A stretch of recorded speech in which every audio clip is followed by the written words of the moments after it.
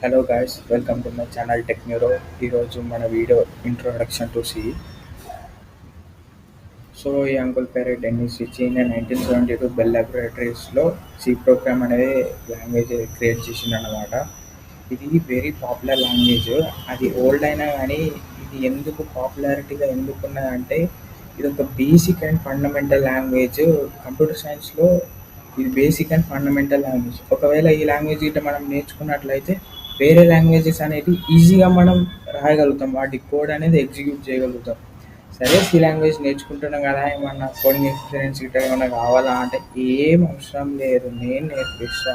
మీరు just pen book పక్కకు పెట్టుకొని నేను చెప్పిందల్లా మీరు నోట్ డౌన్ చేసుకుంటే ఇంపార్టెంట్ పాయింట్స్ అవసరమైనప్పుడల్లా మీరు నోట్ డౌన్ చేసుకోండి, అంతే.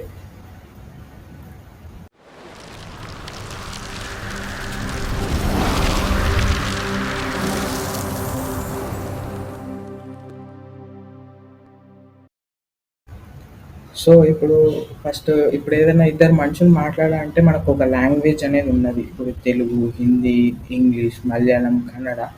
అదే కంప్యూటర్కి మన లాంగ్వేజెస్ ఏమనొచ్చా? ఏం రావు.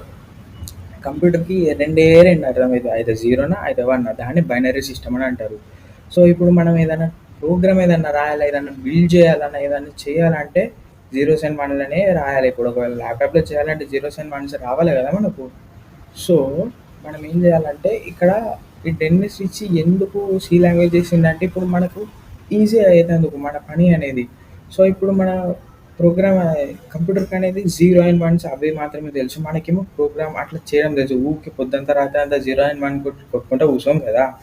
అందుకే ఒక లాంగ్వేజెస్ అనేటివి ఉంటాయి కంప్యూటర్కి. సో సపోజ్ సి++, జావా, పైథాన్ అట్లాంటి లాంగ్వేజెస్ అనేవి మనం యూజ్ చేసుకొని కంప్యూటర్లో ఎగ్జిక్యూట్ చేస్తాం అన్నమాట మనకు వచ్చే ప్రోగ్రామ్స్ అనేది. సో ఇప్పుడు సి లాంగ్వేజెస్ సపోజ్ నేను ఒక variable A=10, B=20, C=A+B print అట్లా ఇచ్చేసింది అనుకో. సో ఇది సి. ఇప్పుడు ఇదంతా కోడ్ అనేది మనం ఒక లాంగ్వేజ్ సి లాంగ్వేజ్లో రాస్తాం.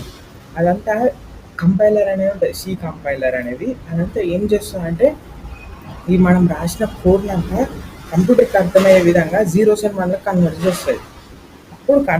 అప్పుడు కంప్యూటర్ అనేది జీరోస్ అండ్ వన్ నుంచి జీరోస్ అండ్ వన్ మనం కంపైలర్ అనేది చెప్తాయి కదా, జీరోస్ అండ్ వన్ అని అది అర్థం చేసుకుంటాం. అప్పుడు కంప్యూటర్ మనకు తగినంత అవుట్పుట్ ఇస్తుంది. సో ఇప్పుడు మనం డైరెక్ట్ ఇంటరాక్ట్ కాకుండా మనము ఒక కంపైలర్ అనే దానితో కంప్యూటర్ తోటి ఇంటరాక్ట్ అవుతాం అన్నమాట. మనకేమో జీరోస్ అండ్ వన్ పొద్దుంతా రాత్రంతా కొట్టుకోలేము. కంప్యూటర్గా మనకు లాంగ్వేజ్ రాదు. మరి ఏం చేద్దామంటే ఇక మనమే కదా కావాల్సింది, మనమే కదా కంప్యూటర్ లాంగ్వేజ్ అనేది నేర్చుకోవాల్సింది. అందుకే ఇట్లా సి లాంగ్వేజ్ ఇట్లాంటి లాంగ్వేజెస్ ఉన్నాయి. ఇందుకు మనం రాసే కోడ్ని కంపైలర్ అనేది జీరోస్ అండ్ వన్స్లో కన్వర్ట్ చేసి ఆ జీరోస్ అండ్ వన్స్ కంప్యూటర్ అర్థం చేసుకొని మళ్ళీ జీరోస్ అండ్ వన్స్కి కంపైలర్లు ఇస్తుంది. కంపైలర్ ఏమో జీరోస్ అండ్ వన్స్ని మనకు తగ్గట్టు అవుట్పుట్ ఇస్తుంది. అప్పుడు మనకు అవుట్పుట్ అర్థమవుతుంది. అది గిట్ట జీరోస్ అండ్ వన్స్ ఇస్తే మనకి ఏం కూడా అర్థం కాదు అవుట్పుట్ అనేది. సో కంపైలేషన్ అంటే ఇప్పుడు నేర్చుకుందాం.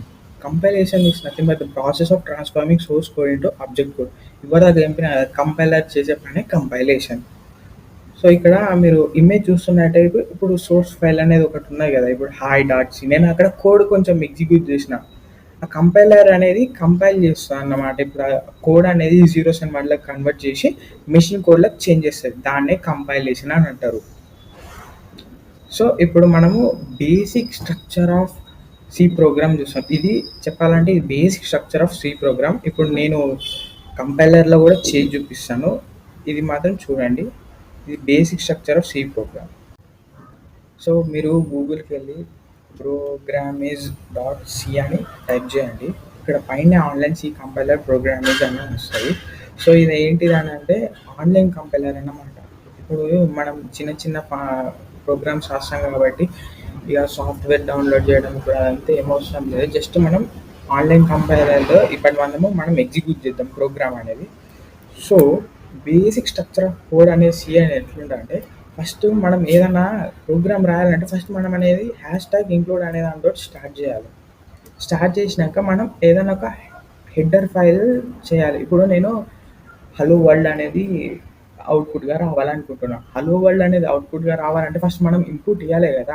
ఆ ఇన్పుట్ ఎలా ఉండాలంటే మనం సపోజ్ ప్రింట్ హలో వర్డ్ అంటే మనం చెప్తున్నాం అన్నమాట కంపైలర్కి హలో వర్డ్ అని చెప్పమని.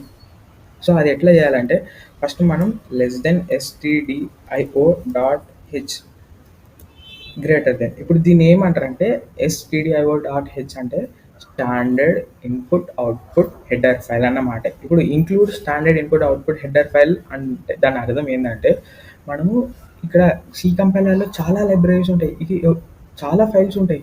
ఈ హెడర్ ఫైల్ అనేది మనం ఇంపోర్ట్ చేస్తున్నాం అన్నమాట. ఇంక్లూడ్ అంటే మనం ఆ లైబ్రరీ అనేది ఇంపోర్ట్ చేస్తున్నామన్నమాట. ఈ స్టాండర్డ్ ఇన్పుట్ అవుట్పుట్ హెడర్ ఫైల్లో మనం ఏమేం చేస్తామంటే just input and outputs use చేయొచ్చు. ఇప్పుడు మనం ఒకటి ఇన్పుట్ ఇచ్చినాం అనుకో అది అవుట్పుట్ ఇస్తుంది. సో అలా మనం కరెక్ట్ ఇంపోర్ట్ సింటాక్స్ అనేది ఉంటాయి. ఇప్పుడు సింటాక్స్ అనేది ఏంటంటే జస్ట్ సెట్ ఆఫ్ రూల్స్. ఒక ప్రోగ్రామ్ రాయాలంటే కొన్ని సింటాక్స్ అనేవి ఉంటాయి. జస్ట్ ఇది మెయిన్ సింటాక్స్ అనమాట, బేసిక్ సింటాక్స్ సి కంపైలర్ చేయాలంటే. సో మనం ఐఎన్టి అని మెయిన్ హెడర్ ఫైల్ తోటి స్టార్ట్ చేద్దాం. ఐఎన్టి అంటే integer, main header file. Main అని అంటే ఆ హెడర్ ఫైల్లో మెయిన్ పార్ట్ అన్నమాట. ఇప్పుడు మెయిన్ కోడ్ ఎగ్జిక్యూట్ చేసేది అన్న పార్ట్. ఈ కర్లీ బ్రేస్ అనేది ఓపెన్ చేయాలి, విత్ కర్లీ బ్రేస్ క్లోజ్ కూడా చేయాలి. ఓకేనా? తర్వాత ఏంటంటే ఇప్పుడు సో సపోజ్ మనకు హలో వరల్డ్ అనే ప్రోగ్రామ్ రాయాలనుకో, ఇప్పుడు మనం ఒక ఫంక్షన్ అనేది ఉంటుంది. ఇప్పుడు input standard input output header ఫైల్లో చాలా ఫంక్షన్స్ ఉంటాయి. అలా మనం హలో వరల్డ్ అనేది రాయాలంటే ఫస్ట్ ప్రింట్ అనేది చేయాలి కదా. సో మనం ప్రింట్ ఫంక్షన్ అనేది యూజ్ చేస్తాం అన్నమాట.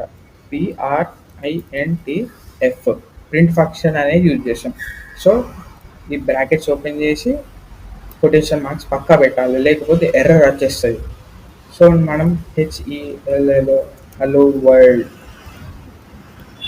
అనే ప్రోగ్రామ్ రాస్తున్నప్పుడు హలో వరల్డ్ అంటే ఇప్పుడు నువ్వు ఏదైనా అవుట్పుట్ ఇవ్వాలనుకున్నావు అనుకో, ఇక్కడ మనం ఇన్పుట్ ఇస్తే చాలు. ప్రింట్ ఎఫ్ ఈ ఫంక్షన్ అనేది ప్రింట్ చేస్తాం అన్నమాట. ప్రింట్ ఫంక్షన్ అనేది నువ్వు ఏదైనా ఇప్పుడు ప్రింట్ ఫంక్షన్లో ఏది ఇన్పుట్ చేస్తే అది మనకి ఇక్కడ అవుట్పుట్ వస్తుంది. సో ఇప్పుడు మళ్ళీ ఇక్కడ సింటాక్స్ అని చెప్పిన కదా, కొన్ని సింటాక్స్ రూల్స్ ఉంటాయండి. ఇప్పుడు ఇక్కడ సింటాక్స్ రూల్స్ ఏంటంటే ఇప్పుడు ప్రతి ఫంక్షన్ ఎండింగ్కి మనం ఒక సెమికాలన్ అనేది పక్కా పెట్టాలి, లేకపోతే మనకు పక్కా ఎర్రర్ వస్తుంది.